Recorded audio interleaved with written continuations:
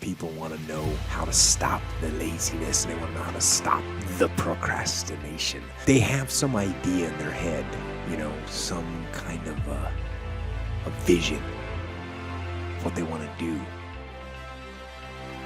But they don't know where to start. They don't know where to start it, They don't know where to start.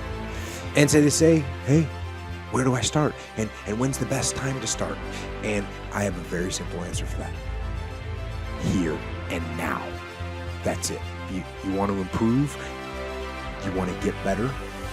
You want to get on a workout program or a clean diet? You want to start a business? You want to write a book or make a movie or build a house or a computer or put together some mobile application? Where do you start? You start right here. And when do you start? You start right now. You initiate the action aggressively. You go.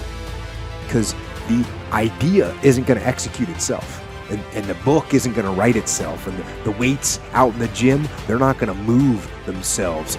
You have to do it, and you have to do it now. And that means you got to stop thinking about it and stop dreaming about it and stop researching every aspect of it and reading all about it and debating the pros and cons of it. Just start doing it. Take that first step and make it happen. Get after it. And get after it here and now. Start before you're ready. If you wait until you feel ready to do anything meaningful, you're going to be waiting for the rest of your life. Among the people who are the most successful, the happiest, the people who are actually contributing the most, they all have one thing in common, and it's this. They all start before they're ready. You see, I think you've misidentified the enemy here, because the enemy, it's not making mistakes. It's not changing your mind, and the enemy is not your fear. The only enemy that you need to defeat, my friend, is not getting started. This is what most of us just fail to realize. Action is the antidote to fear. Action creates progress and momentum. And action, consistent action, is all you ever need to make anything happen in your life. You're never, ever, ever, ever going to feel like doing the things you need to do in order to have what you want. You're always going to need to push yourself. You're always going to need to parent yourself. So what is the net advice on this? What is the bottom line? The bottom line is no one's coming. No one. No one's coming to push you. No one's coming to tell you to turn the TV off. No one's coming to tell you to get out the door and exercise. Nobody's coming to tell you to apply for that job that you've always dreamt about. Nobody's coming to write the business plan for you. It's up to you. And because you're only ever going to do the things that you feel like doing right now or that feel good right now, unless you understand that you've got to parent yourself, you've got to push yourself, you're not going to make your dreams come true. You're just not. We're not wired that way. You weren't born that way, you weren't that way when you were growing up, and you're certainly not that way as an adult. And there's a tremendous amount of liberation that comes when you accept the fact that you're always going to need to give yourself a push. Purpose, reason, and cause are extremely important. This is the why of your actions. This is knowing why you're doing what you're doing. This is the commander's intent. And so you absolutely, these are important. If you don't know why you're doing something, well, then let me ask you a question. Why are you doing something? It's very clear. It's very simple to understand. So you got to know, if you don't know why you're doing something, then what are you going to do when you hit an obstacle? You're going to stop. What adaptations are you going to make when things go wrong to overcome them? You're not going to make any because you don't know why you're doing it. So if you have no reason for doing something, you're not going to do it. So you got to have a long-term goal. We got to understand the underlying purpose of what you're doing. You know who you have control over? You. You don't have control over your 9-year-old kid. You might think you do, but you don't. You don't have control over your wife to just make her, get in the game. Oh, you want to stay on the program. You want to cook whatever 14 chicken breasts on a Sunday night, so you got 2 a day during the week. Honey, make it happen. If you are a good leader and you explain what your goals are and you get her on board with the program, then yeah, guess what she's doing on Sunday night? Helping you cook some chicken breasts for the week. But this is just like anything else, man. This is just like any other leadership situation. You want to blame the team when something's going wrong? That's not going to get you a solution. You need to take ownership of the problem.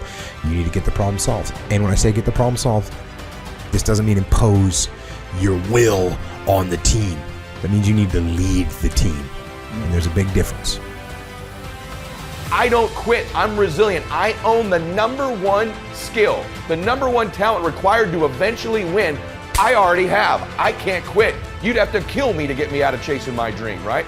So #1, I want to point it out as the #1 gift. The best ability is availability. Do you have it? Have you decided to have it? Is it something you're going to possess the rest of your life? And those of you that do have it already, I need you to take an inventory, be aware of it, and be intentional with crediting yourself as you're listening to this or watching it today into the bank of your self-confidence, into the bank, into the deposits you make in your identity, because it has everything to do with winning. Every guest you've seen on my show, all the people that I've coached, all have different talents, skills, and abilities. What's the one they all have? The ability to stay present, the ability to stay in the fight, to have not quit. You think, well, that's not a big deal. Really? Because as I've been talking, millions of people made the decision to quit on their dream, just as I've been talking to you.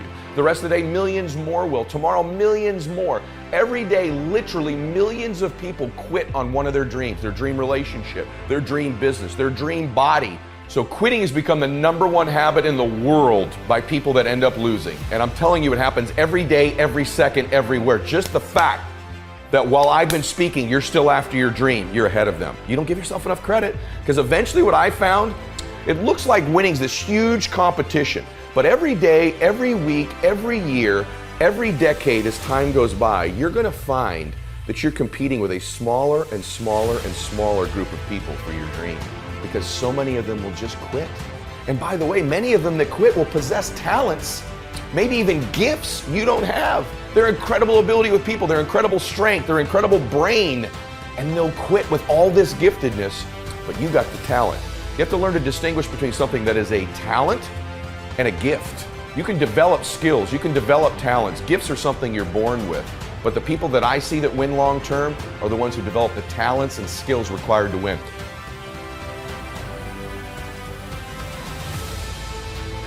You know what I had? I had the ability to keep hitting the piñata in my life, to stick around long enough. And by the way, when you eventually win, it's not just you that gets all the candy, that gets all the victory, that gets all the money.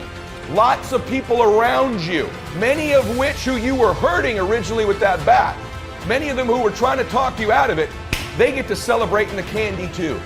My prayer for you is that you begin to think about this analogy.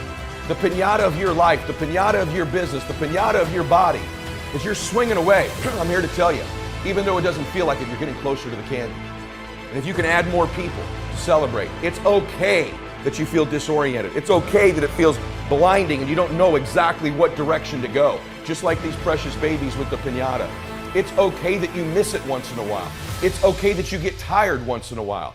But as long as you keep after it and you keep pounding away that compound effort of your pounding, I can promise you there's candy someday. And everybody around you will jump on it and celebrate. That's my wish for you today as you listen to me. Of all the skills I'm going to teach you, that I've taught you, and if you've not listened to my other shows, I teach you about listening, transfer energy, how to close, how to change your identity, how to live blissfully dissatisfied, how to unlock your success code, all of the very detailed things I teach. Today is the most important thing, is that as you learn all these skills, it'll help you with the blindness. Every single skill you learn, you'll see clearer and clearer and clearer. But if you don't develop the talent, the #1 skill in the world, which is to keep hitting the piñata and to stick around until the candy comes out, because here's the deal.